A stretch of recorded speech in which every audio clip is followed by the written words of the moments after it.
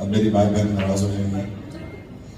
कभी भी जब वो आपसे सवाल करें, अपना हाथ यहाँ पे बांधे, सर नीचे करें,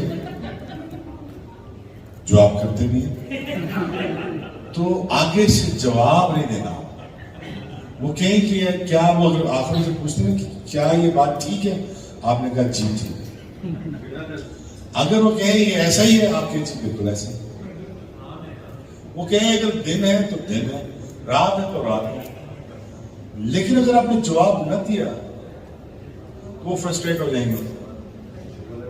उनको अगर तंग करना है ना, अगर उनके जो दिमाग का जो ग्राइंडर कभी बंद नहीं होता, ये याद रखना, औरत का दिमाग ना सोते में भी बंद नहीं होता। ये अल्लाह पाक ने ऐसा बनाया है। अगर वो ऐसा ना बनती तो हमारे बच्चे ना पलते, हमारे घर में ना बनते, क्योंकि दिमाग बंद नहीं होता। लेकिन वो आपका दिमाग बंद कर देंगे। आपने क्या करना है, हमें जवाब नहीं देना। हाँ में हाँ मिलाते जाओ और चुप करके टापा खाते जाओ।